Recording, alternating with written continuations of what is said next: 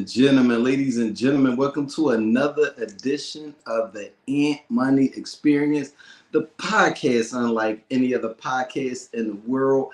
I am your host, King Ant Money the Great. If you didn't know, hailing from the wicked streets of Philadelphia, Philly, what the actual F is going on? Peace and blessings to everybody. Hope everybody is out there being safe. It has been a wicked week in Philly, but we not here to indulge in that. We are here to unwind. And once again, thank you for joining me again. Shout out to Tay. Shout out to Auntie Sugar in the chat early. I definitely appreciate it. Always appreciate it. Loyal listeners, watchers, have you. But y'all know how I like to begin the show. Shout out to the most dangerous podcast in the world. Podcast network, excuse me. The Big Exclusive Network.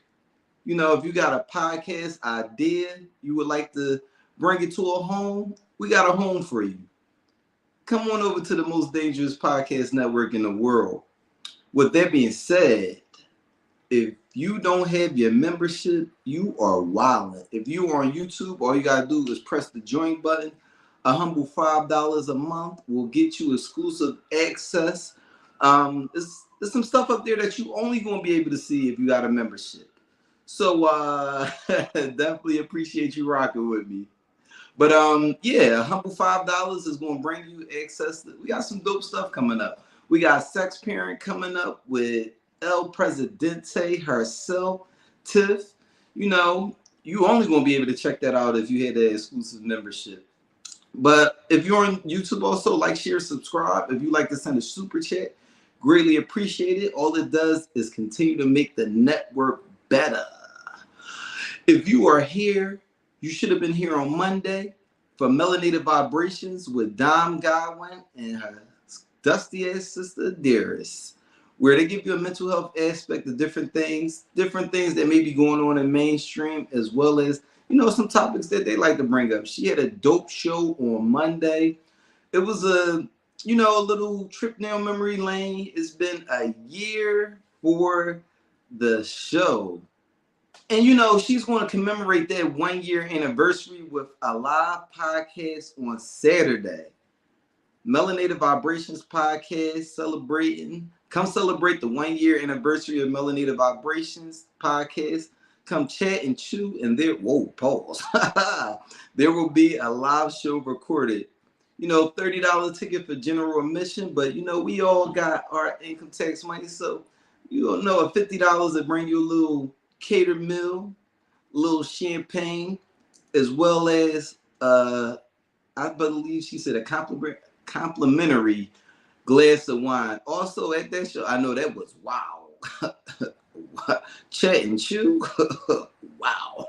But no, also she'll be unveiling her exclusive Melanated Vibrations drink. I'm really curious as to what this drink is going to be. If I had to guess, Auntie Sugar, you got to talk to the IRS about that. But we all done did a little funny stuff with our taxes. So if your taxes ain't right, don't go knocking at the IRS door because they go searching. But she'll be unveiling the drink that's inspired by her show. If I had to guess, it's going to be wine with a shot of tequila in it. I know that Big Exclusive is not going to like that. But also, if you're here right now, you should have been here on Tuesday to see the Big Exclusive Network. I'm sorry. Why am I so tongue-tied today? The Big Exclusive Podcast with Big Exclusive, Angry OG, as well as Top Flight, who dips in here and there. Got a lot of things going on, but dope episode last Tuesday. Had an author on. I thought that was dope. She had a really dope story. If you didn't see it, you definitely missed out. But with that being said, let me bring up my co-host for this week.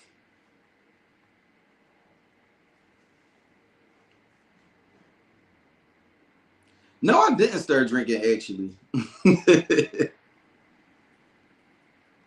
Producer, my co-host, please. Royalty, what up with you? I was just fucking with you, bro. I was. That ain't funny. That I'm sitting here fucking tap dancing. Ryan, what up? Yo, what's up? What's up? What's Brother. that, man? Yo, that nigga play too Yeah. much. Yo, I thought he was Niche, what asleep. up? But with that being said, wait a minute. Before I go any further, yo, with that being said, edition last week with my ass, boy. Woke up trying to figure out if I was going to work or not. But definitely was a dope episode. And we gonna do that. We're gonna do that maybe monthly. It was definitely fun. But with that being said, let's jump into if it bleeds, it leads. My God.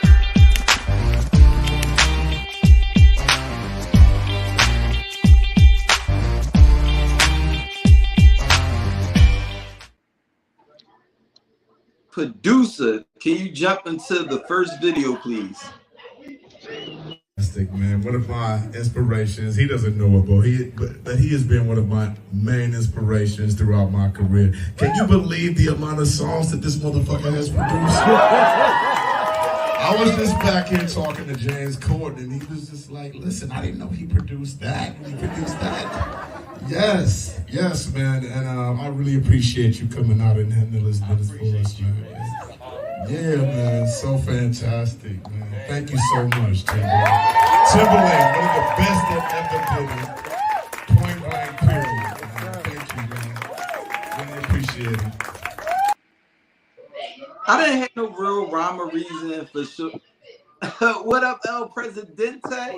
You know what? I forgot to introduce my co-host for the night. We got Brian, regular on the podcast. We got my bro Tevin making his second appearance. And we got El Presidente herself. Hey. But I had no real reason for playing that particular video. I just thought it was really dope to have two producers, two black men, elites in a rap producing game, give each other flowers in front of people. I mean, I'm pretty sure they've been in competition, but it's nothing wrong with being in competition with people and admire them at the same time. I just thought with, Club Shay Shay making this uproar that it did this year, it was dope to actually see two people that probably have a friendly rivalry give each other credit in front of everybody and just show that Timbaland definitely deserves it. And just show that, everybody in the same field don't got to be in competition. But with that being said, producer, bring up the next picture. D'Angelo, what up, Dow? All right, y'all. Who you trusting to flip your bread out of these individuals? OG from Breaking Bad. You got Big Ben Frank. You got old homie from Off of Power. You got Big Meech. And then on top of that, you got homeboy from damn, what's that show on Netflix? I can't think of the name right now. It's escaping. Ozark. So you can take the picture down. Audience, I want y'all to chime in as well. Ryan, who you got flipping your bread? Ozark. Mm-hmm. Okay. What about you? He the only one that made out of all of them that made it out. True. Franklin made it out. Nah, bro. He made out bad. Yeah, real bad. You gotta think. And he down extra bad. Franklin let a girl take all his money and all that. Tommy he's still trying to get back. He always losing money or losing connect. Breaking Bad, I never even seen Breaking Bad. Who was the other person? I've never seen Breaking Bad. And then Breaking Bad is up there with like elite drug dealing shows. Yeah, definitely worth a watch. And then Lil Meech, I mean, we talking about Lil Meech or we talking about his Big Meech, the person that is based on? It depends on who we talking about. If we talk about Big Meech, I don't trust me because eventually it didn't work out for me. So if you talking long term, I'm going with Ozark. Big Meech, would have been a great pick because not only was he was actually doing good, as sickening as it sounds, for like our people. He actually had a plan that was going to kind of flip the rap game on his head. So I think that might have been part of the reason why he ended up being taken out. But I ain't gonna lie to you. I think I would have went with Marty too. Marty, I think he was just the smartest with his bread. You going with Griselda Blanco? Nah, she was too reckless. And she was a rat. Oh, she was in a tournament. Whoa. Well, next picture, please. Who is the most iconic on-screen crackhead? This was a tough one. What up, Creamy? How you calling it, Tiff? Pookie. Pookie? Everybody's still quote New Jack City. I can see that. When it comes to drama, I'll say Ezell when it comes to comedy. Ezell and Dave Chappelle when it comes to comedy. But when you talking about iconic, like people still is quoting, it just keep calling me. Like, who don't know that? I'm with Tiff. That's why I was leaning towards Pookie. Pookie, man. The cheeseburger board, that was some wild shit. I think out of everybody, that may be the most crackheadish thing ever. That and Chappelle. Yeah. I would say Chappelle. But I don't know. I think I got Tyrone. Cocaine in the can, baby. Pookie was a better actor. Joe Rogan, you might not know this, but I Facts, Deandra. Pookie was a better actor, yeah. You know what? When he was really strung out, and he was like, when they was fighting over the dumb shit, I can see that. I just watched New Jack City for the first time 2 years ago. Wow, Dom, that's some wild shit. Actually, shout out to Alisa. When I was 4 years old, she took me to go to the movie theater to see New Jack City twice. Wait, who just said they just saw it for the first time 2 years ago? That was Dom. Dom, we're gonna have to talk. We're gonna talk about this Saturday, Dom. We're gonna have to talk. Dom has made comments like that before that just don't surprise me when it comes to like what she's actually seen. But bring up the next video, please, producer. Okay, here's a side hustle that is so weird, you probably haven't heard about it, but it pays bank. You can get paid to poop. Let me show you. You're gonna start by heading over to humanmicrobes.org and clicking donors.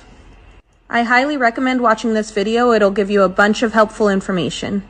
Scroll down and click become a stool donor. Check out all the steps and get paid $500 per stool.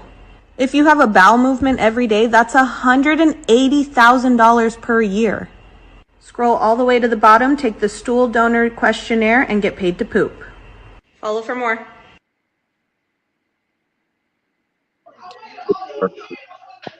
Yo, Ron, when you're not talking to me, appreciate it, good brother. So I only did that to be a smart ass, Ron. I got you up first. What did you think when you pause? That was kind of wild. But what did you think when you saw that video? Would you be interested in sending your dookie in for money? Yeah.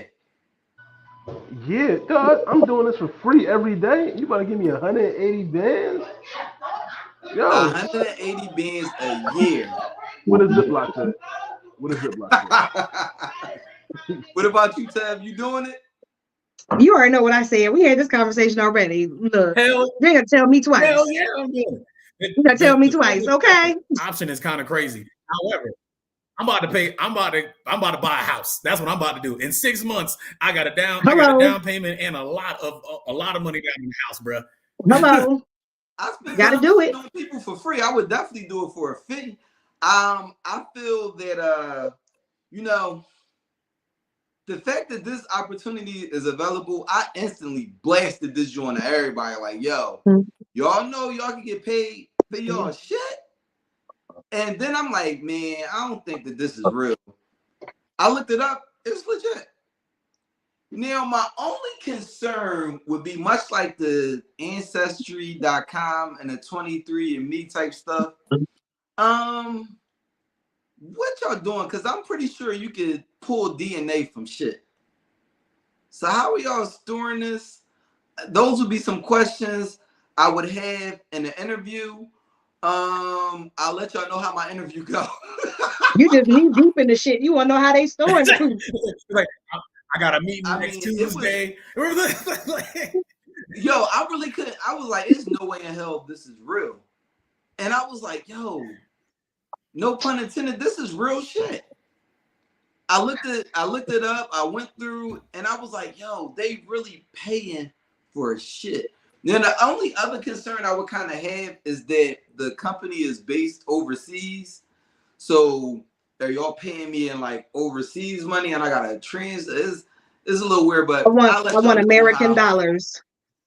I'll let y'all know how my interview go.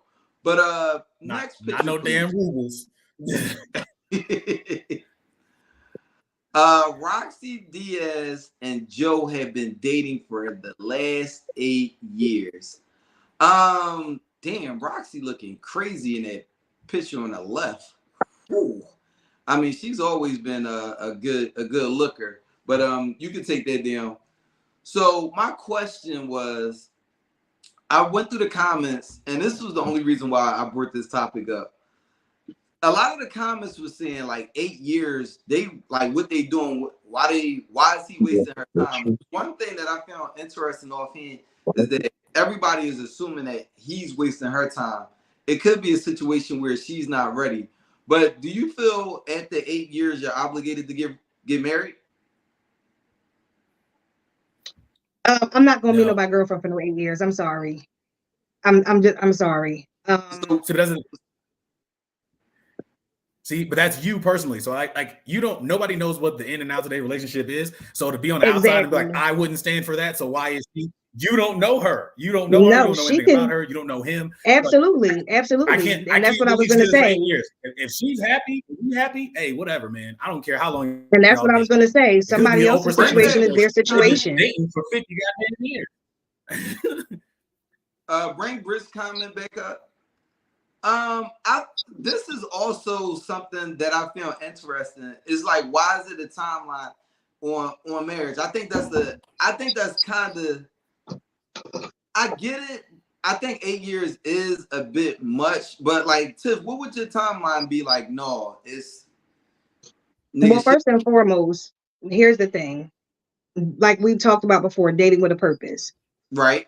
If she wants to date somebody for 8 years, that's her situation. Everybody is different. Everybody's relationship is tailored different. Everybody doesn't want the same thing. Some people don't want marriage, and that's okay. Me personally, I am ready for marriage and I'm dating for a purpose. So if I'm if I meet someone, my first thing to you is, okay, well, we're going to get to know each other. What does your life look like in the next few years? Are you willing to be married? Do you want to be married? Is that a goal for you? What are you looking for? What are your standards? If we're not evenly yoked, then there's no reason for us to move any further because we don't want the same things. We have to want the same thing. Right. Big exclusive. I'm going to beat your ass. Big exclusive. Don't be laughing at him, y'all. Don't egg him on. Hit the drop. But yeah, Tay Boogie is wild. Yo, pull up Tay Boogie's comment. He was.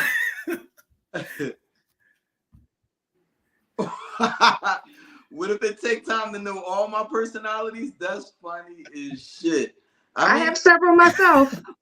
I mean, you know what? I've noticed that about myself recently. Like, I didn't realize it until I was having a conversation with somebody.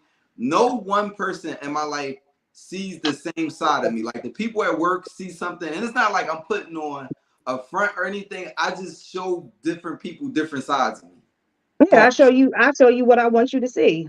Yeah, very true. I definitely understand that. But I had a question. Right. So I was watching the Joe Budden podcast one day, and they started talking about their upbringings. and they brought up something. They asked it another way before, like, what's something you see in your kids that is a bad thing about your personality that you may not necessarily like? Then they asked it a different way last week when I was watching. What's a bad habit from your parents that you picked up? Oh, We'll start with that's you, a good Ty. one. Okay, so first, what is something that I see in my kids that I don't like? Yeah, you can answer that one because you wasn't here for that one. What is a bad trait of your personality that you see in your kids? Well, my oldest, she is like, her brain works just like mine. So that's scary. I don't consider it's fucking terrifying, but I don't consider it necessarily bad, but it's dangerous because she is 8, right? She's 8 years old. 8-year-olds aren't built for her mind to be the way that it is. Like, they're not built for, like, she's going to talk to people like she talked to me and like I talk to people. But with her doing it at 8, everyone's always alarmed. Everyone's always like, what is happening right now? Like, because she's always going to question you. She's always trying to make a logical link, like all of that.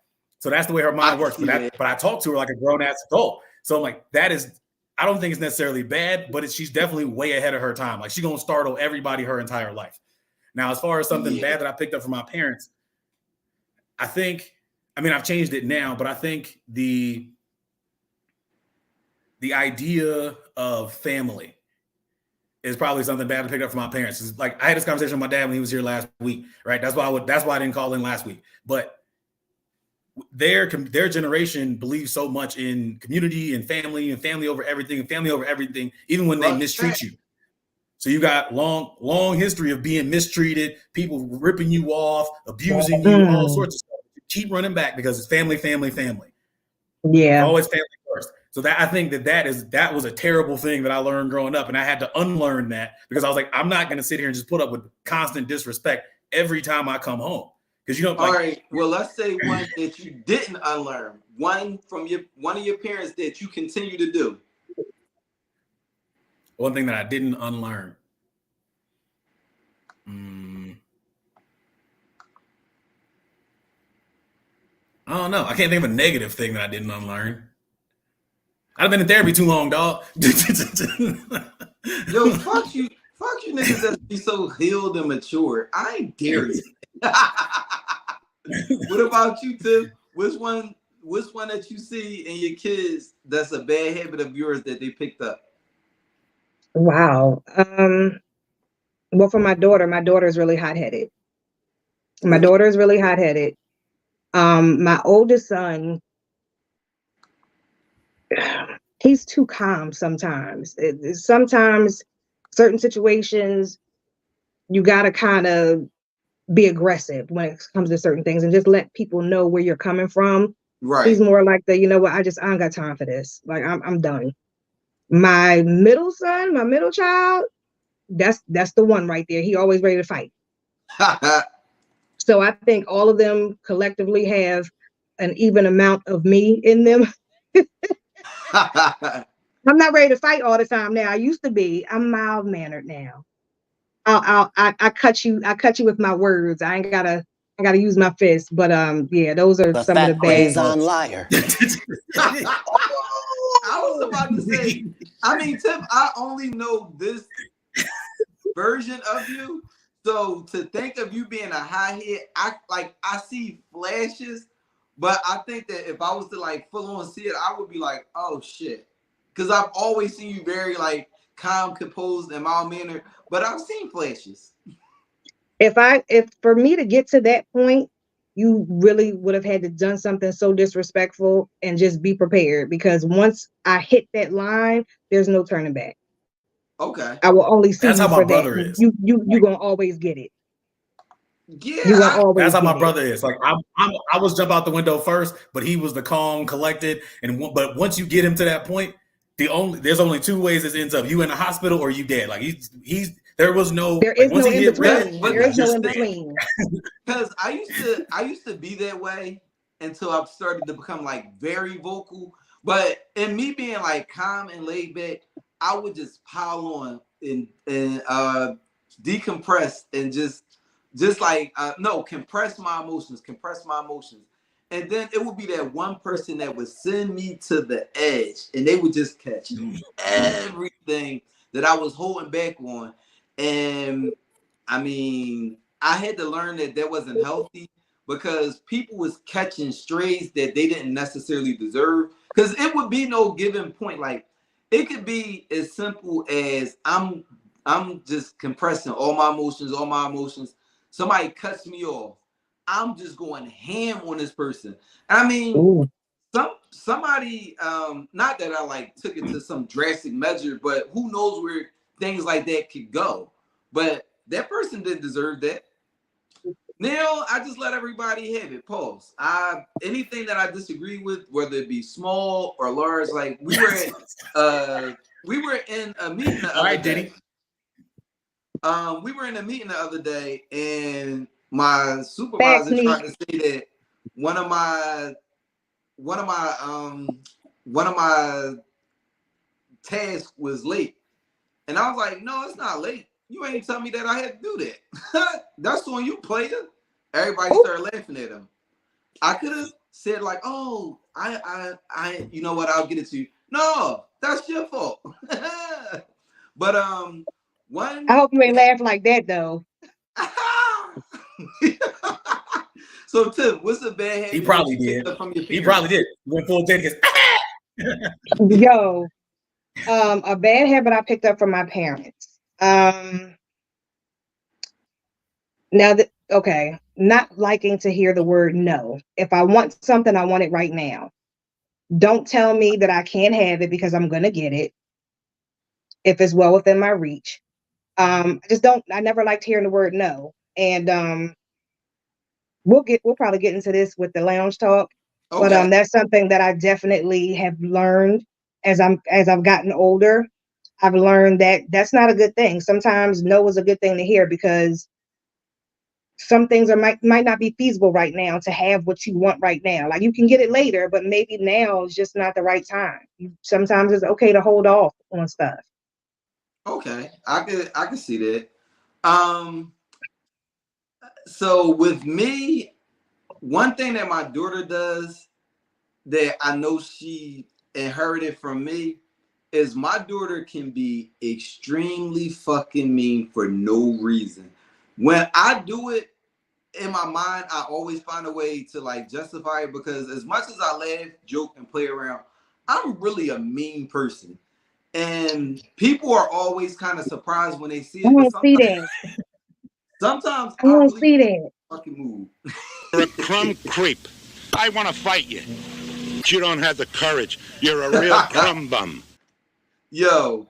Not a crumb bum. Imagine Shannon, well, my bad. Big Exclusive when he's at his tipping point. Because I've seen flashes on the show when he get like frustrated. Oh, that shit hilarious. The sweat beads start formulating. Hold on.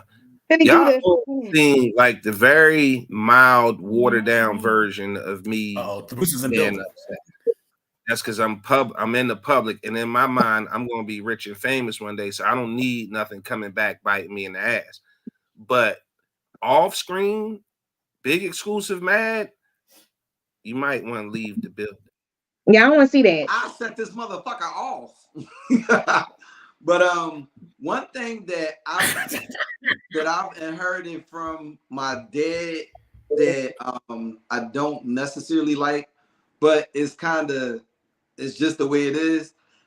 I yell when I get in arguments. I instantly start yelling, and it is so hard to turn that off. But when I'm mad, I start yelling. You're a yeller? Yeah. Like infuriated, like I told you. It's crazy, because when I get into a disagreement, it don't even have to be like that extreme. Once I feel like I'm at a place where my point isn't really like being taken into consideration or coming across thoroughly to that person, and we're like a disagreement, I start to yell. It don't have to be vulgar. I just instantly start yelling. And I have been told about myself with that, but I'm the complete opposite. I get quiet. It will probably never change. And it's funny That's because serial I killer was in shit. an argument with. What's the serial killer stuff? Wait, what? He said that's their serial killer like stuff. just What's shutting the down and being serial quiet stuff? and just staring at everybody in the room. Yo, that is definitely No. That is definitely something that's scary. And I used to do that. I remember, like, before I started becoming very vocal about whatever I had a disagreement about with somebody, I would, like, with my daughter's mother, when we broke up, I had a conversation with her one day, and I was like, yo, what's one thing that you feel like I should change for the betterment of myself and going forward in my relationships? And she was like, yo, you don't say shit when we arguing. She was like, you would sit there and just look at me. I could be completely wrong. And you'll just sit there and stare and be like, all right, so you done?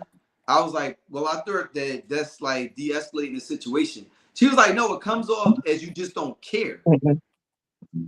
But now I yell and she don't like that either. It just, look, if I'm trying to get my point across and you not listening, I'm quiet. Now I'm observing you. Yeah, I want to hear everything you have to say because I'm analyzing all of your words bit by bit. Yeah, I can see that, but with the yelling, my daughter's mother was like, and honestly, I find that it's a trigger for most women. She told me when I yell, she could be completely wrong about something, but she was like, when I yell, it's like she's intimidated by it, so it makes her instantly on the defense, and she's firing back because, like, you don't have to yell. I mean, honestly, that'll never change either. So, but before we go any further, a word from our sponsors.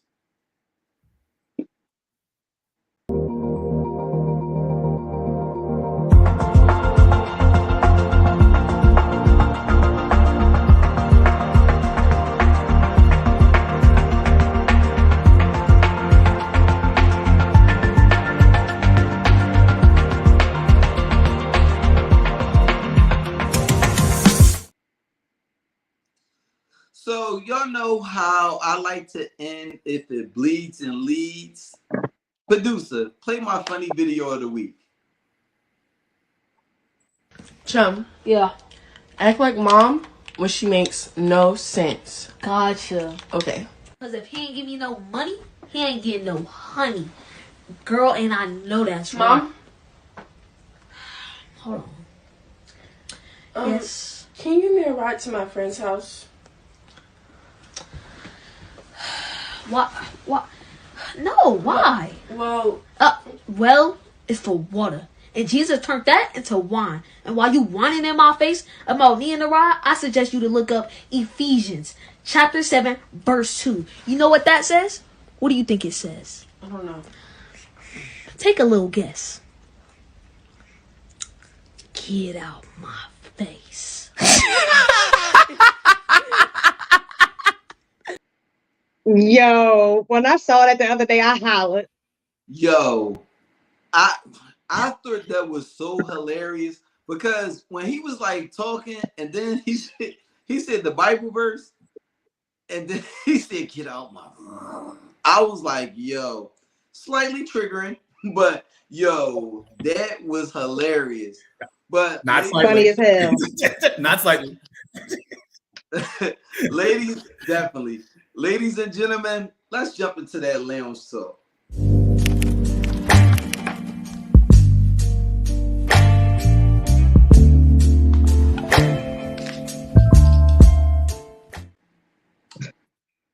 Poor little.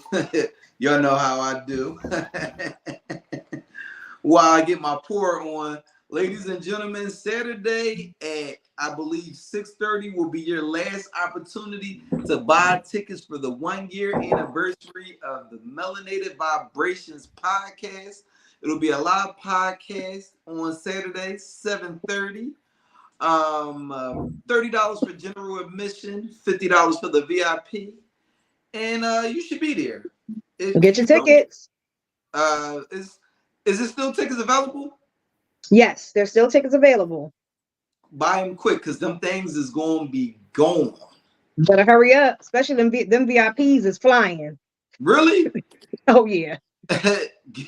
Get money, team. I just wanted to be in the VIP because I didn't want to be around the poverty. Listen, I still got my income tax money. I don't need to be around the poverty. Will there be security in the VIP section? Hopefully, I don't think we'll need security. This is I don't think that anything is going to happen.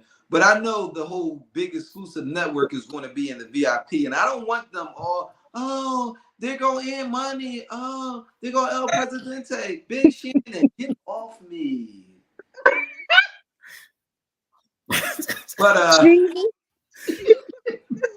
he's gonna get a rope. They're just gonna use the rope. That's gonna be a security. Yeah, the velvet rope. Whoa, sweetheart. Yeah. Don't step on motherfucking gators. But ladies and gentlemen, the Lounge Talk this evening is going to be about divorce. Now, I don't know where the hell Ron ran off to, but not to tell their business, but to tell their business. The two individuals on this on the screen, have both been divorced. Now, I'm not interested or really care about the relationship itself. I only have one question in regard to that. Oh, look at this nigga. He heard me talking shit and popped right back up. As soon as you said his name, he popped right back up. Fucking candy man over there. my bad, y'all. I'm outside on the rent. I'm listening though. No, you cool. But I just feel like when I look at stuff, like we always see the dating stuff on social media thrown in our face. Yo, what up, Trump? But when I see relationships talked about, you always see the dating phase. You always hear about marriage, but I don't feel like divorce is talked about that thoroughly. And it's not the divorce that much concerned about. It's the life after divorce. So the first question I'm gonna throw over in a group, starting with you, to as far as your relationship, is there anything you felt you could have done differently that could have maybe not led to the divorce? Like, is there any action you felt could have bettered the relationship? Absolutely. And I touched on that a little bit earlier. Not never wanting to hear the word no. Okay. I think that's one of the things that may have played into the starting demise of my marriage. I mean, there were a lot of other things as well, but that was one of the things. And me being so young at the time and not understanding. How old were you, if you don't mind me asking? I got married when I was 25. Was it 25 or 26? One of the 25 or 26. You don't completely know yourself as a person yet. Exactly. And not even just not knowing myself as a person, as a woman and a mother, because I already had a child at that time. We had our son, our first son. I didn't realize that I was supposed to allow my husband to lead the family. But that's something that I never grew up seeing. Like my mom was the head. My mom was the one making all the decisions. Whenever we moved, it was because my mom, she put that left foot forward. Like she was the one that was calling all the shots, and my dad was kind of just like going along with everything. So I'm not going to say that that's what I thought marriage was. Right. However, that's where I did get some of. That was the example. Exactly. So it wasn't as I was getting older and getting to learn more about myself as a woman, as a mother, just as a person in general, about what my needs are, what my wants are, my desires, and just knowing within a relationship what that man's role is supposed to be in my life and the structure of the family. It's a lot stronger now. My foundation is stronger now because my mental space is healthier. So that's why when I talk about marriage and stuff, I know I'm dating with a purpose because I know who I am as a person, as a woman. Don't jump too far. We're going to get back to that. All right, Neek, what up with you? Nika, you on mute. We can't hear you. You muted, Neek. Ma'am. Y'all talking to me? Yes. Oh shit. So, have you been divorced before? No, I've never been married. Okay, so you just here to talk shit like me. All right, I got you. I clicked the link and it brought me here. I didn't really know what I was doing. I wasn't expecting to come on tonight. All right. I tell you what. Click back off and click back on. I'm gonna give you the heads up when I want you to come back on. All right. All right. Bet. Appreciate it. Yeah.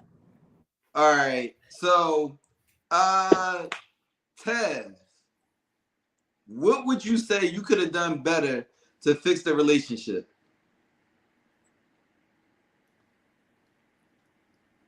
Shit, a million things, right? Like, I mean, just like she was saying, like, I mean, I got married, I was 23. Yeah, 23. So, like you were saying, like, it's about knowing yourself and all of this stuff, right? So, wait, time out. I mean, obviously I know myself better now. Were you in the Army at that time? Yeah. That's another level of difficulty on top of that, because the Army is not a 9-to-5 job. Yeah, but the thing about it was, like, so this goes back. So I already knew, like, when I, like, my ex-wife, I was like, I already knew that, like, once I decided I was joining the Army, I was like, I need somebody that understands this so I don't have to do a bunch of explaining. My ex-wife's father served in the military for 20 years. So I was like, you already know what it's like to be moving all the time. You understand what it's like to be in a household without the dad being there all the time, but the money always being there, but I might not necessarily always be there. Right. Okay. So then that was one of the big reasons why I made that choice in the first place. So it wasn't like I married a random civilian who didn't know anything about the military at all. I was like, no, this is strategic. Like, because again, like I was thinking at the time, this is going to be forever. So I need to make sure that my life is easy going forever. You have skills that I don't have, but you have enough, like, you haven't served in the military, but you at least have enough understanding to know that if I got to go to the field for a month, that I don't have to come home and be like, you was out with that chick. Oh, blah, blah, blah. I don't have any of that. So I'm like, cool.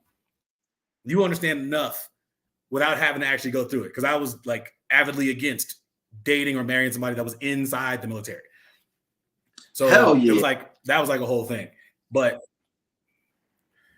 so, like, I get all that. But, like, yeah, like, if I could, I mean, not to say if I can go back and change anything, because, I mean, I feel I'm good now. Like, I'm in a great situation right now. So it's not like I would go back and change anything to try to fix and get back with her or try to, like, make that thing last longer. Because, I mean, in the illustrious words of law-abiding citizen, you can't fight fate. Yeah. So I'm supposed to be where I'm at right now, and I'm super happy right now. Like, I cannot explain. So, I mean, I won't, like, indulge in, like, conversations that we had on the side, but Tiff, you and Tev, like, your situations kind of mirror each other as far as, like, having a great understanding and communication amongst each other as far as, like, the co-parenting aspect and stuff like that. And I think that's really dope. Now, Ron is very vocal about his gripes with his divorce. But Ron, what would you say is something that you could have did better that could have made the relationship maybe last longer? I could have chose the right bitch. Jesus.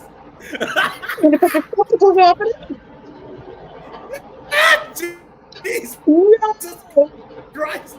Yo, he's wrong. Yo, every week Ron has a one-liner that is clip-worthy. Jesus. That's my wine. I need a shot after that. I'll jump into my next question.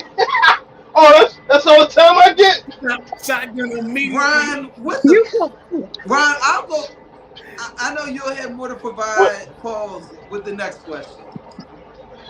You know what, Ron? I'll start with you with my next question. What are your thoughts on marriage in itself as a union? Do you feel like marriage is worth it? I think marriage, when done properly, it can be the most beautiful thing that could ever happen to you. If you actually, like, again, kind of touch on what they were saying, like, I think most of us got married really young, like, honestly. And, you know, when you're young, I don't want to say that you're not in love, but it's compared to, like, 30 and 40-year-old love or relationships, it's really puppy love compared to, we're mature in any way, physically, emotionally, mentally, sexually. We are not fully mature. Actually, Yeah. I'm broke. Yeah, 23. I'm broke as shit. I'm still broke. I'm still broke now. Don't get in my DMs. I'm still broke now. So I think like it's more infatuation also. Infatuation yeah, exactly. with the feeling. Yeah. Because you with somebody that just make you, because you can be 22 and you can be with a chick that, I mean, I'm gonna be very frank, that's sucking your dick really good, and that I'm saying she can have you locked in. And same thing with females. I've had women say like they was with niggas that just wasn't shit, but they was fucking them real good, or they was giving them what is it, fellatio, eating their pussy really good. And that's not a reason to stay married or get married. But when you're young, you don't know that. When you're young, you're not exactly. mature. And exactly. I didn't come from a household where I saw my parents married, so I didn't even know what it looked like. You know what I'm saying? Oh, all wow. I saw, I was raised by my grandma and my mom, so all I saw was women, single women, you know, hitting the pavement, doing everything they had to do to take care of the family. I didn't see my dad doing anything. So pretty much everybody in my family was married. Right. It's a question. When did it hit that she was the wrong one? No, you gotta say it the right way. When did it hit? Say it the right way. When did it hit that she was the wrong one, Ron? When did it hit? Legitimately, honestly, the night I got married. The night I got married. What? The night I got married. Yeah. I'm dead serious. Can you elaborate on this? Yeah.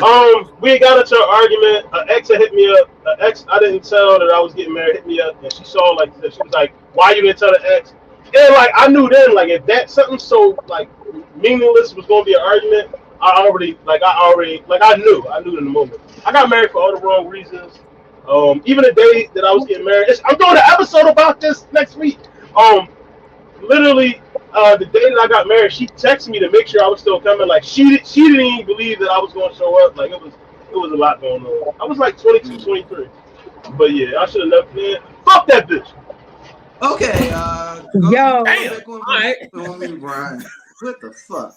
So he's honest. Do you feel like do you feel like marriage is worth it? Do you still believe in the union itself? Yes, but I feel like I mean, I'm 33. I feel like our generation was blinded, right? So like people talk about how the older generation stays married and we don't stay married and all of this stuff, right? But I feel like we were blinded because we talked about this last time I was on the pod. Right. We talked about this last time where like women didn't have a right. So they're like, oh, they put up with everything and they was here for this. So men are getting an unrealistic expectation, and what a wife should be is you just put up with whatever because I'm spending money. And then women are just being like, I'm just supposed to put up with everything because I just want to be married so bad. And then you have the older generation being like, well, why aren't you married? Because you're 34 years old. You ain't never been engaged. You ain't never been married. You ain't got no kids. What you doing with your life? And it's like, that's not the only thing that I bring to the world is to be a mother and or a wife. So while I do understand it, I feel like, like Ron was talking about, it becomes a conversational thing. Like, what are your, or like, and Tiff said it plenty of times, it comes to conversation. What are your goals? What is the most important thing? Like, how does this all work out? And what makes that relationship strong? So I do believe that marriage as an institution is still fine. I just believe that people get married for the wrong reasons. And I feel like people get married before they understand themselves. Okay. And people get married when they're not ready. So that's why it seems like as a society, marriage is failing, but marriage is failing because we've been told you're 27 years old, your clock is ticking. Woman, if you ain't in the kitchen, pregnant and married, you fucking up, right? Like it's just, you mess, like it's, so you have all these expectations that don't really make any sense. So then conversations don't happen. Like when Ron was talking about being financially matching and all this stuff. These are conversations that people don't have until after they're married. You have no idea how much debt your person has until you already married. Y'all never had a conversation about money. You what's your credit score? What's that credit report looking like? Listen, because my credit score is good. Yo, you got repos? Sweetheart. Right. You don't know nothing about any of that. But once you're married, all that stuff is now tied. Listen. Absolutely. Like Ant can tell you, like our job, like I have a security clearance. Once we get married, hey, like I got a security clearance. Once we get married, your debt is on my record. Absolutely. Once y'all become one, that's it. I can get arrested. I can get in trouble. You know what it is? I can lose my job because you do bad business and I did nothing wrong. You could. The fact of the matter is, marriage is a contract. It is a business contract. Not only are you intertwining your lives, your emotions, your feelings, but like we just said, debt. Now your debt is my debt. This is a business arrangement. We financially have to take care of children. We have to make financial decisions on where we're going to live, how we're going to shop, how we spend our money. Listen, all of this is a business arrangement. I just want to say, when I get married, I'm gonna surprise my wife with these people. Yo, Ryan, go on mute real quick. Go on mute. When I get married, I'm gonna surprise my wife with these student loans. Yo, that's another thing. Because like you marry somebody's debt. He gonna forgive him this time. He said it. He gonna forgive him all this time. You marry somebody's debt, and the problem is, I'll say from what I see, a lot of females are rushing to get married. Number one, just to say I'm a wife. Number two, just to floss that jewelry. Oh, you see my ring? Oh my God! Like no, it's much more to it than the actual everything is social media now. Everything is going viral. Then the wedding, then the dress. Because what happens after that? What happens when the dress comes off? What happens when the people leave? Yo, Tiff is going in. That's my girl. That's what I'm talking about. I used to work at Zell's, right? Mm-hmm. And I used to hate when people used to come in to get their diamond tested. It used to be like, I laugh at a lot of stuff, but it used to be so sad for women to come in and be like, test my diamond. First of all, I don't understand why you would want to have your diamond tested. I mean, but in the event that they asked to get their diamond tested, and they would go, ooh, that's a cubic. I've seen a lot of sad faces of people like, no, it's real, ma'am. This diamond tester is too. I hate to break it to you, but this diamond tester isn't broke. You know what? See what happens when you go to Unclaimed Diamonds? Listen. I got you. I'll go to another diamond tester. I'm sorry. But my next question on the topic is, would you get married again, Tiff? Absolutely. When it's right.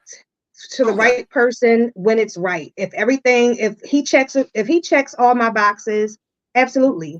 Absolutely. Okay. What about you, Tab? So when I first got divorced, I was like, ain't no way I'm ever fucking doing this again. Like I was like it was like a hard no for me, right? I was like, nope, not a goddamn chance. I'm never doing this shit again. But then life happens.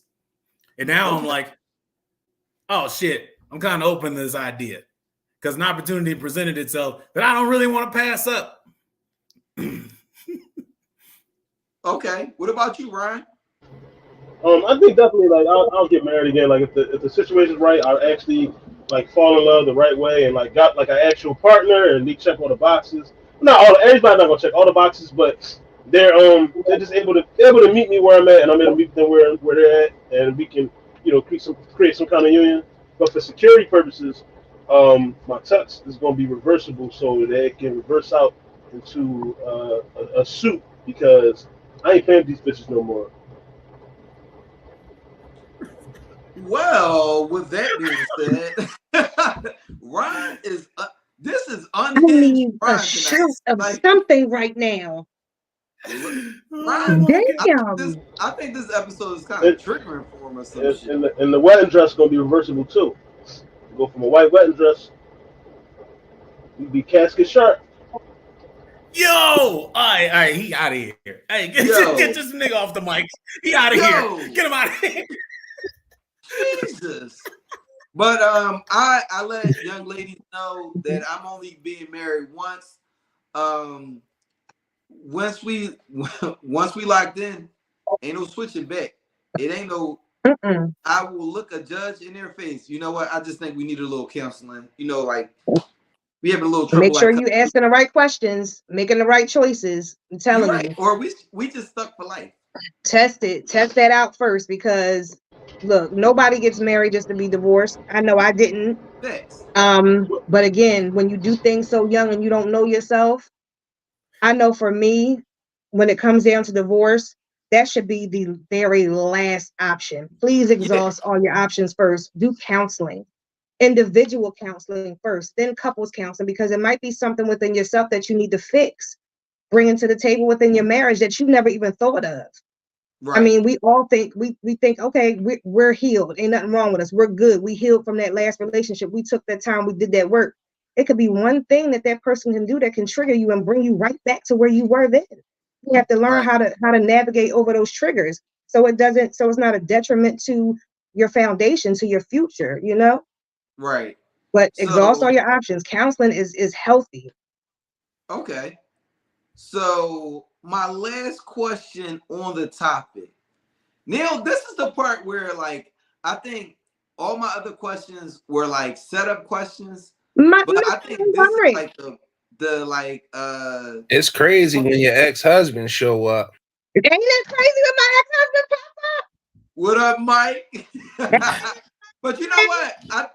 I think it's very dope how open you are about your relationship, and how, like, I mean, I've been around both of y'all before, and it was like y'all, the way y'all like interact, laugh, and joke, is no hostility and nothing like that. Like, it's literally all love. I mean, when I was watching that one pod, and Big Exclusive was like, "Come on, Mike, tap in," and he tapped in. I said, "Oh, this shit about to be good." But you was waiting for the fireworks. I mean, but it wasn't like no. I wanted a shit show. You're not gonna get that. You're not gonna get that with us. And you partied with us for Halloween. We were together having a good time. No. I'm talking about when y'all went and y'all both was on a podcast. I On think the it was podcast, a Friday yeah. special. And I was just like, that's some bullshit. I wanted them to get up there and argue. But my question to you, Tiff, is now when you date, what do you look for? Because you done already been through the dating, you've had a child with somebody, you've been married and divorced. Now that you've gone through that, when you're dating, what are you looking for? I'm looking for someone who's responsible. Okay. If you have children, what is your relationship like with your children? What is your relationship like with that child's mother? What type of person is she? Because those are a lot of things that may have some type of impact on your relationship. If their relationship is unhealthy, then it's always a conflict with something. I don't like conflict. I don't like arguing. I don't like confusion. I want to know what type of what's your job life like? Are you responsible on the job? I don't care about the whole money aspect. Forget that. Just motherfucker, are you working? That's what I need to know. Yeah. Are you a responsible worker? Do you go to work every day? Do you make excuses? Do you do drugs? Do you do drugs? It's crazy. We don't count. I mean, no, I'm joking. No, but no, seriously though. But like, these are some of the things that you have to ask. Like, do you do drugs? Okay, if you, I mean, what kind of drugs?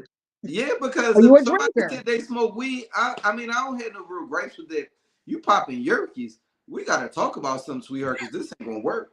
Not even just that. If you smoke weed, do you smoke weed consistently? Like, is it something that you need in order to function on a daily basis? Because that's the problem. You know, that's a question I never thought about. I'm just thinking of a recreational weed smoker. You know, you might get off of work, smoke a L, or I mean, I don't even have a problem with a person that wicks and bakes, but somebody that smokes but excessively, there's an issue there.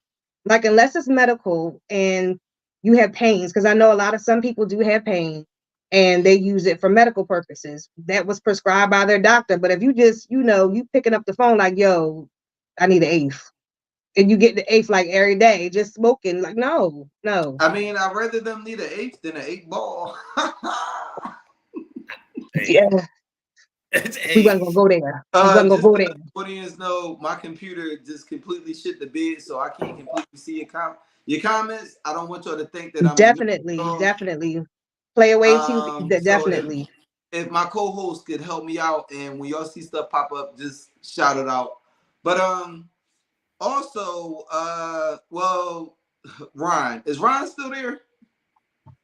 I'm here. All right, Ryan. When you date now, what are you looking for? Someone that's honest.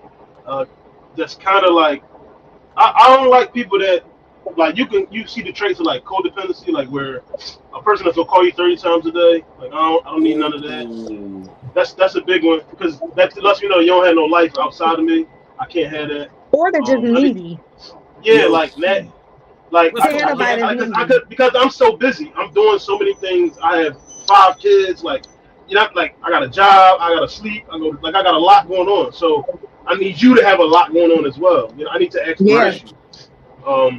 Also, the drug thing is big. I don't mess with people that do drugs, man. Like I can't. I don't have time. Like it just. I just like whatever you grown, you what you want. But I feel like even some women when they smoke weed, they just be sloppy. Like I look at your house when I go come to your house. I can tell if it's clean. I can tell if it's clean or you just clean. I can tell the difference. If you just clean, that's a red flag. Can you pin that comment, Shannon? I'm sorry, Ron. Life after divorce calls for you to tap into who you are truly. Understand that the relationship is over and find a way to tap into who you are. Facts. That's my husband. Yeah. What's your ex-husband? Yeah. That's like we still to this day sit down and we have conversations about our marriage, where it went wrong, where things could have possibly worked out. Like we're very honest with one another now. And I think that is dope because I think it really the fat Faison liar in the long run as far as you like having somebody that's been with you and that knows you. Say that again. He did the fat Faison liar. Fat Faison liar. Yeah. But audience, it's about that time of the podcast. Me and my panel have said what we had to say. I want to know what y'all got to say about that.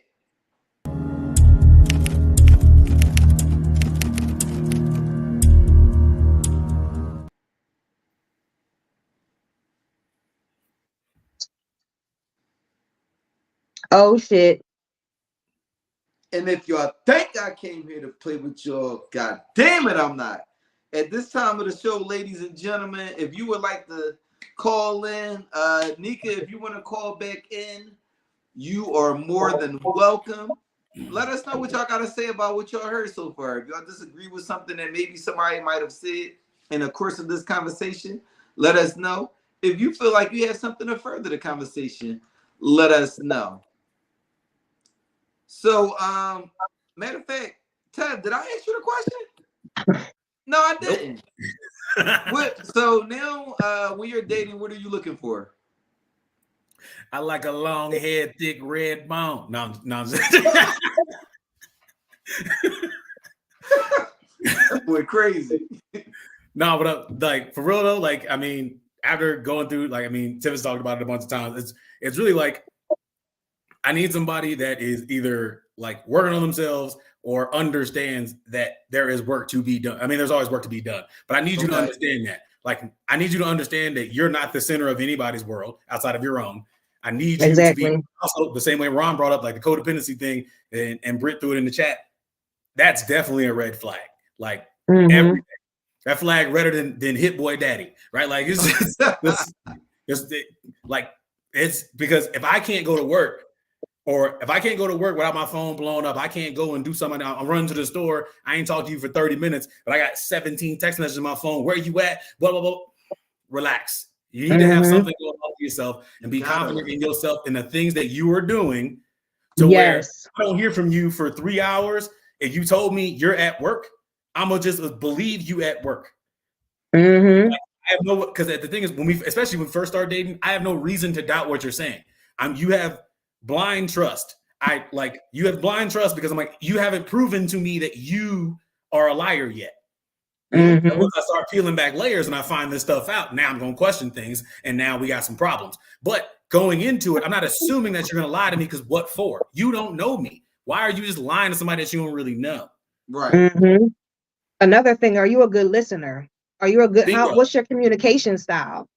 If I tell you, if I come to you and I'm telling you that, and I'm expressing to you that there's something that you're doing that I dislike or it makes me uncomfortable, are you automatically on the defense, or are you willing to sit down and listen to me and work something out to where as though I'm not uncomfortable anymore? Like a lot of people get really defensive really quickly. Yep. You're While we here, I'm 1000% gonna right. ask you first, Ryan. So hold on. Let me respond to Tip first, real quick. Okay, go ahead. Real quick. So that's exactly right. So like how I was saying earlier, I was like, how when I first got divorced, I was like, I'm avidly against this shit now, never do this shit again, blah, blah, blah, blah. And then I'm like, then life happens and an opportunity presented itself. That's where I'm at right now. Now I'm at the point where I'm like with the opportunity, everything's a conversation. There's no reason for us to argue or to feel Absolutely like not. the problem is between like I'm not a problem, you're not a problem. The issue is the problem, and we can have a conversation about this, right? Yeah. We need to come to a resolution so that we can both move on. Even if we don't agree, Absolutely. we can at least get to a point where we can shelf this and be like, all right, cool. This is something that like my perspective is different than yours because my experiences are different than yours. So everything isn't an attack on me and everything isn't an attack on you. Just because I did something that reminds you of something that you dealt with before, I'm not that dude.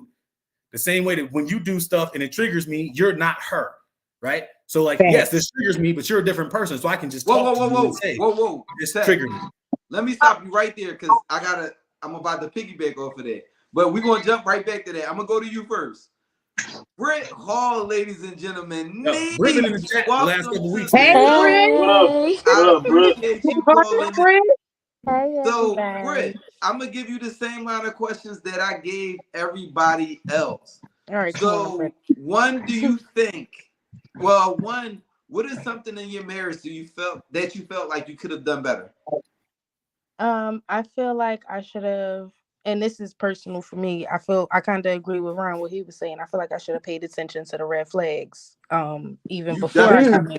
To the red flags, niece. Chill. Okay. Chill. I have to take accountability. Shut up, man. Don't do it. Don't do that. Hey. Let me go get mine. No.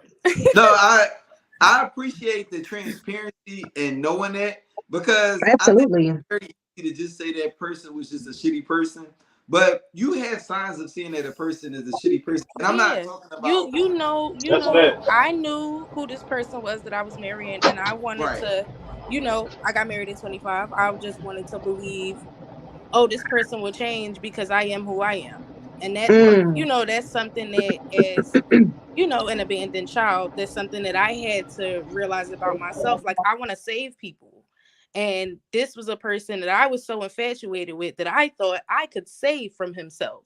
And at the end of the day, when you marry somebody knowing that they're broken and you're knowing that they're hurt and you're knowing that this person is going to cause me harm, but I love them enough that something in me is willing to sacrifice me to save you.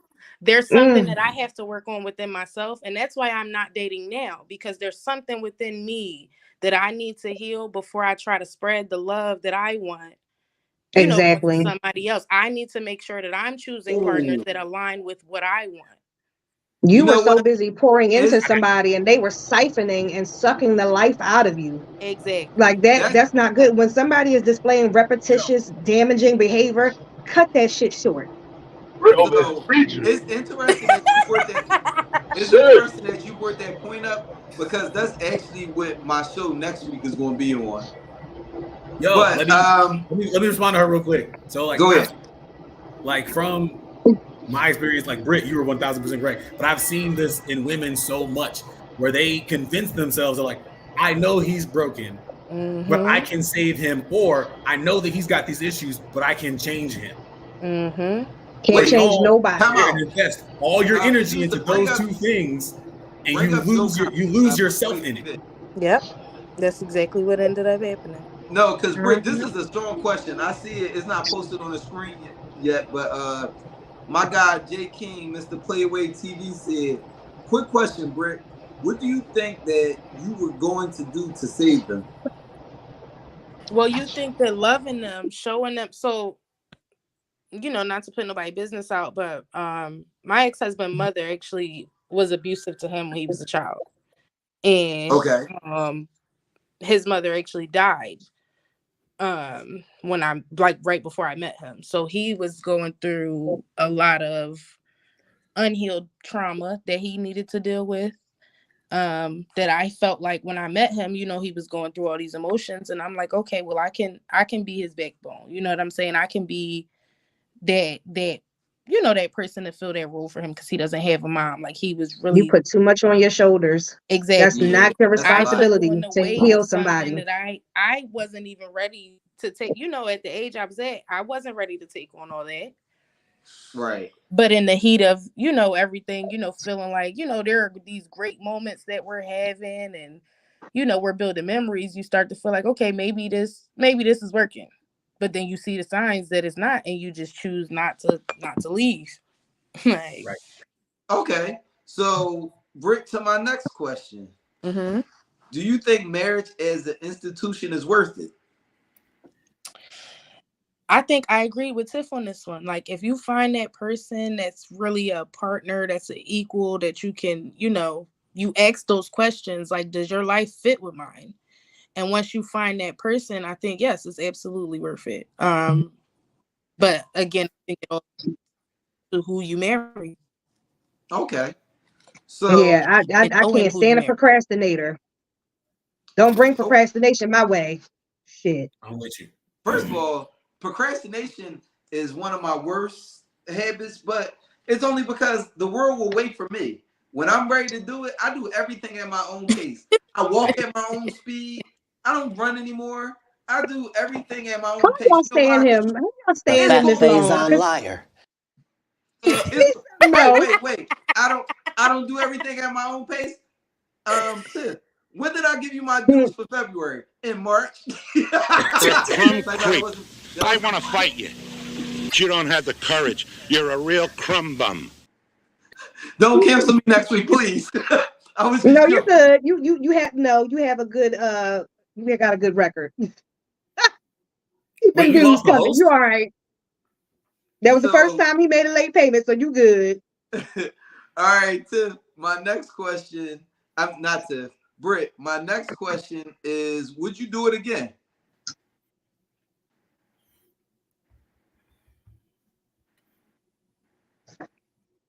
I'm going to take that as a fuck no. She said, you out your rabbit ass mind. Hell no, I ain't doing it again. Did you hear what I said I was doing the first time? All right, Tiff looked like she might be having some technical difficulties. Tiff, when you Britt log out, I keep saying Tiff because I'm looking at Tiff and saying Britt in my mind. But Britt, log out and log back in. We'll just pick up when you log back in. But Ryan, what's something that may trigger you dating them? Something that might trigger me? Somebody's not clean. Honestly, somebody's not clean. Somebody that makes me feel like no. This is an ex-husband. I'm an ex-wife. But a liar, somebody that lies unnecessarily, somebody that makes me feel like I gotta lie. That's big for me too. Being with somebody that I don't gotta lie to. Not that I'm a liar, but you ever let me give you a situation. Let's say like I got female friends. Let's say you dealing with a woman that's insecure because last nigga was cheating on her with his friend. You know what I mean? Now I gotta act like I'm with the homies, but they not homies, they females. Okay. Am I making sense? You know what I'm saying? Well, I mean, I think that's something that y'all should talk about in the beginning of the relationship too. When it comes down to y'all getting to know each other, what does your friend circle look like? For sure. Like I can give you a situation like somebody you deal with. I never forget. So I was still friends with an ex that lived like 6,000 miles away. You know, she was having an ex with the person that texted like, "Who's that?" I was like, "Oh, that's such and such." And she started digging. She's like, "Well, how you know her? Oh, what high school her? Oh, did you ever date her?" I was like, "Oh yeah, at a certain point, like 10 years ago." And she was like, "Well, if me and you haven't been serious, that couldn't be your friend." And I think anybody that has that mindset that they can dictate to a grown human being what they're gonna do, you lost your rabbit ass mind, bitch. Like, there's the door. Wow. And that's when the relationship is over because you're not going to dictate to me who my friends are, especially if they were there before you. Just things in general. I mean, you can't go into no situation dealing with any adult trying to tell any adult what they're going to do. You can make suggestions or tell what's making you uncomfortable. You can't tell no grown ass woman or man what they need or should do. Hell no. I don't care. Even I don't care if they doing something that they really shouldn't. But if I was snorting coke like that, you can't tell me. It doesn't matter. Not that I snort coke, but like. That was wild. We was waiting for the follow up. Confession. I didn't say it like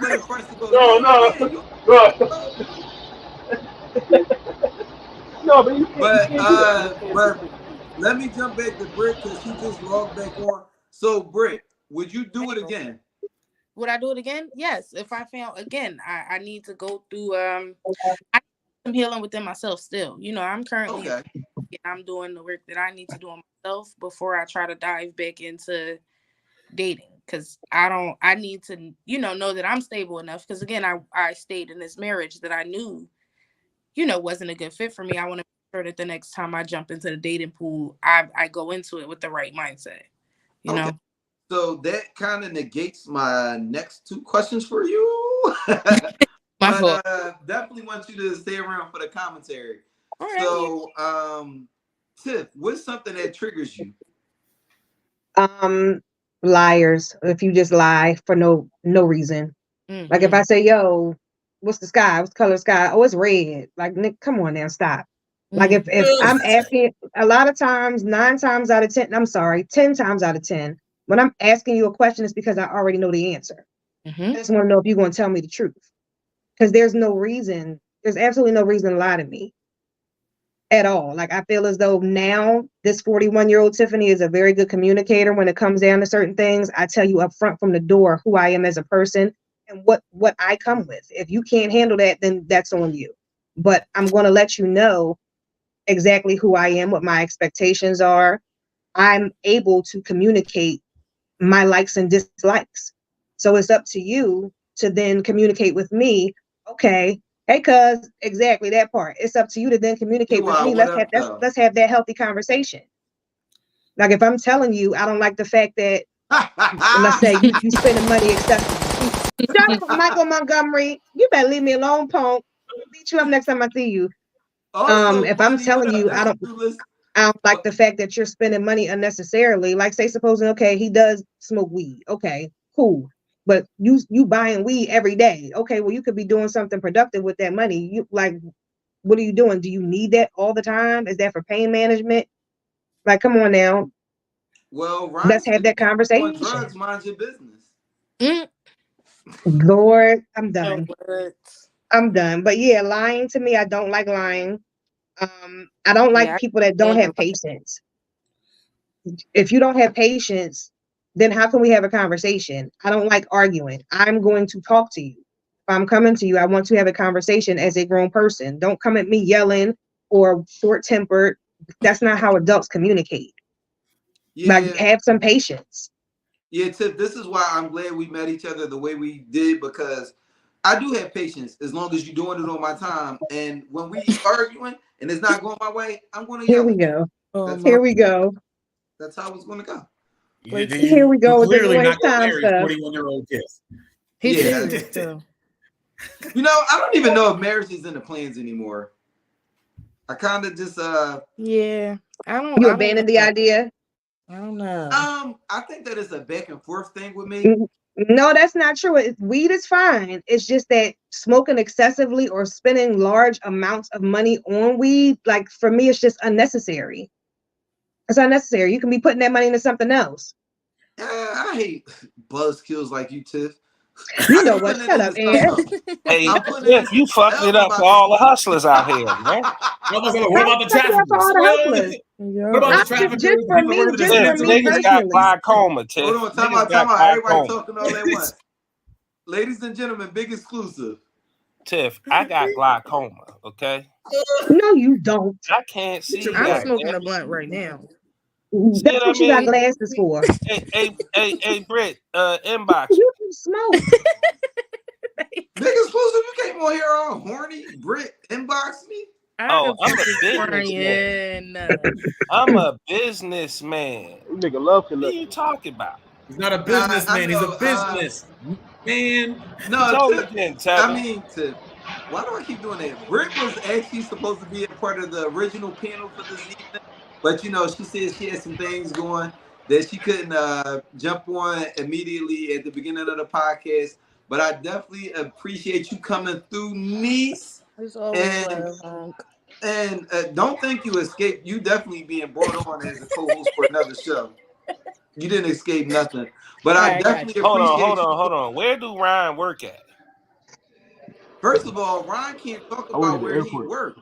He don't have no security clearance. It's a secure location. He don't have no security clearances. He record every week from work. Oh, I do got clearances, sir. Oh, my bad. UG-14 classified. I'm sorry. Top flight security in the world, Craig. But Britt, I definitely appreciate you tuning in. Come back on Monday for Melanated Vibration. I'll be back. Love y'all. All right. Saturday. All right. Talk to you later. But ladies and gentlemen, you know what time of the show it is. Let's jump into that spotlight segment.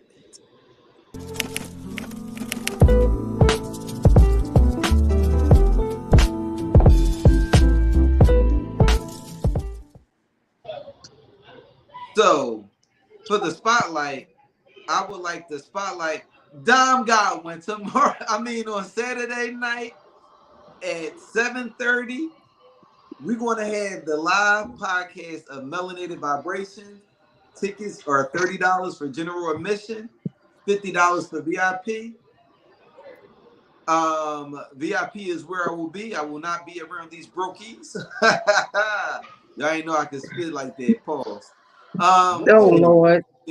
But also, while we are here, shout out to Ron, a safe space for men. We got something special cooking up this Saturday. But Ron is back in action. Put the spotlight on Ron. Ron, talk to the people real quick. What's up, y'all? I run a podcast, A Safe Space for Men, streaming on all podcasts. Wherever you get all podcasts, on all platforms. Check me out. I drop every Tuesday morning. I drop 6 a.m. I'm on YouTube. I'm everywhere. Just cover a lot of topics: mental health, fatherhood, things that men go through, things that I've been through. It's been on there twice. We recording Saturday before we hit up Don's joint. So yeah, check me out, man. And if you didn't get tickets, you got your tax money. I know y'all got tax money. I know you got bonus money. You got some kind of money. The money you's gonna buy on that 8 ball of weed or whatever this week. Don't buy the weed. Don't buy the drugs. Go buy tickets to Dom's live podcast this Saturday at 7:30. Okay. Appreciate that, Ron. Also, we have the lovely El Presidente Tiff herself. Word on the street is that you recorded your first episode. Is that true? Well, we about to drop some things out there just to reel you in, just to give you a sneak peek of what you can expect from Sex Parent. So yeah, be on the lookout for that. I can't wait. Also, make sure that y'all get yourself a membership. I will be exclusively dropping my sex tape on the membership. You don't want to miss that. You don't want to miss it. I promise you. Might not get your girl back after seeing it after she sees that tape. The fat Faison liar. For that. Thanks, Big Exclusive, for that. Wow. Thank you for that. But I definitely want to thank my panel for coming through tonight. And this was a dope ass conversation. And I know a lot of other podcasts is about to dicky because I felt like it's a topic that I've never seen anybody talk about this specific topic because I can understand a person being divorced and it makes you a little hesitant jumping back into the game. And there is things that are triggering you because you've already done the course of where a relationship is supposed to end. And that relationship isn't supposed to end until death. But there are factors that come into play that it doesn't end that particular way. But and a lot of people are bitter. Say that again. A lot of people are bitter. Definitely. Divorce makes some people bitter. I told you, I walked into it like I'm never fucking doing this again. Yeah, like you got to understand how to heal after a divorce. Like what's next? What do you do after that to learn who you are again? Because when you have become one with another person, you start emulating one another. You're pleasing that other person all the time, that sometimes you lose yourself in the process. So now that you have disconnected from that person, it's like, okay, well, who am I now? What do I do? Me and you need to have a conversation about that, because that's what I was bringing up earlier about all of that. Because like people lose, like the same way that Britt was talking about trying to save somebody and all of this stuff. Yeah. You are giving yourself away so much that you lose who you are as a person. Absolutely. So you don't know your own hobby. You don't know yourself anymore. You might need to do a whole new episode on that. Just that. Hit me up. I'm telling you, hit me up. We can bust it up, chop it up. I could honestly see that, because I felt like I was kind of there when me and my daughter's mother broke up, and it was crazy because I was the one that ended the relationship, and then I tried to get my Keith sweater on, and she was like, "Nigga, no." but I felt like I could see that just in the course of a relationship. So I could see how that would happen in a divorce, and honestly, just through the course of me and my daughter's mother breaking up at that time, I was bitter for a while. So I could see that with a marriage. And do you know how much your life changes when you are now entertaining this person? Now this person is in your life on a daily basis. How much of yourself every day gets lost? The things that you used to do when you were single or before you even entered into that marriage. Now your lives are coming together. You're intertwining with one another. So you're no longer doing those things that's just satisfied you at that moment. Now you have this other person, and you have to do things that satisfy this person. You have to make sure certain things like how you sleep might get on that person's nerves. So you're changing that about yourself.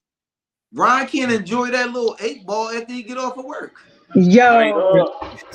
Even like the sleeping thing, that's big too. I remember I dated somebody who like they was a light sleeper, and like I snored. Like she would always make me in the middle of the night. I guess it's like a trick she would do. She said if she turned me on my side, pause, from laying on my back, but I stopped snoring. Listen,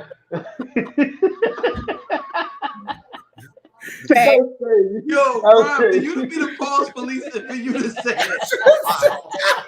That's so sick. Yo, Rob is crazy all night, bro.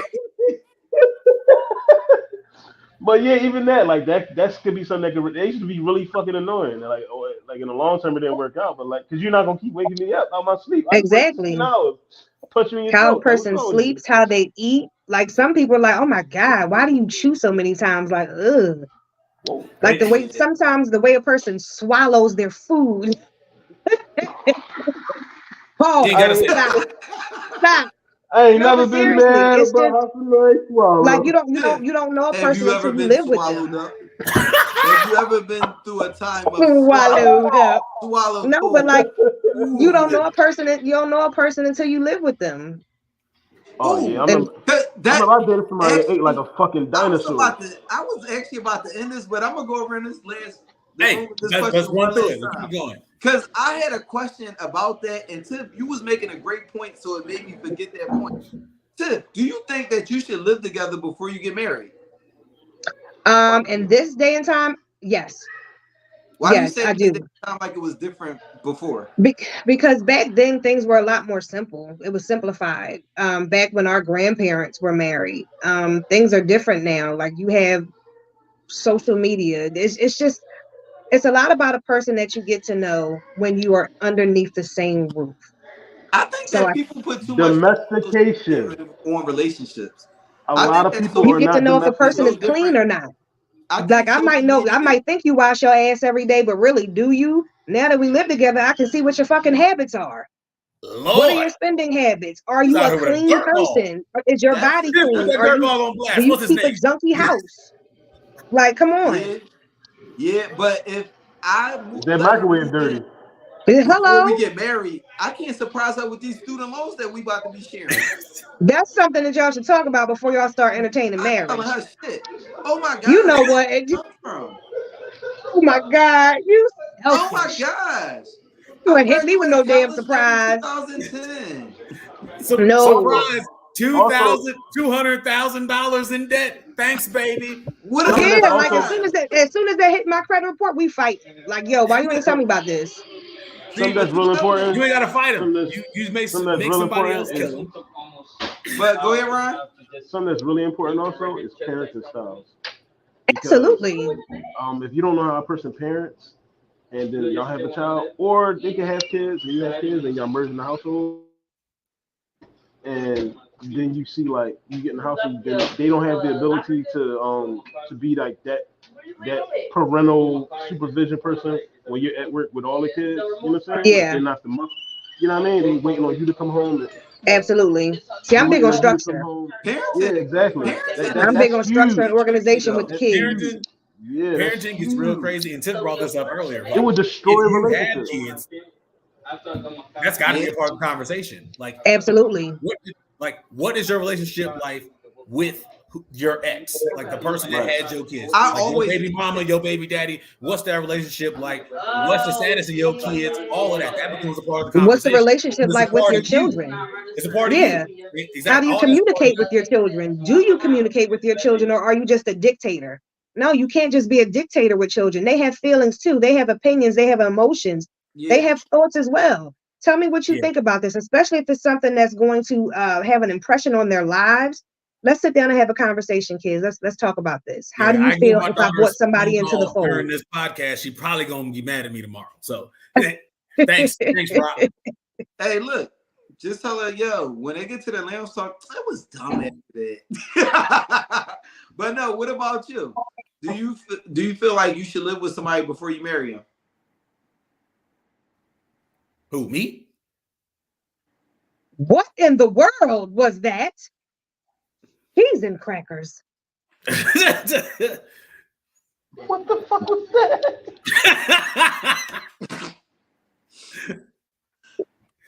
Shout out to Thomas. Hey, whoever that is. Was that the Thomas? What? And you definitely should do a lot of that before you move in together too.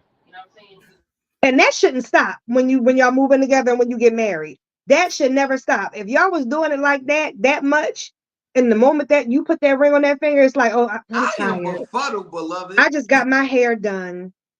So, I don't feel like it. It's you wasted money. I'm wrecking it. Yeah, this episode might be getting taken down. With that being said, ladies and gentlemen, it has been a dope episode of the Ant Money Podcast. I appreciate all my hosts, Ted, Ryan, El Presidente, and Ryan. I will see both of you guys on Saturday. Yes. It's going to be a time ahead.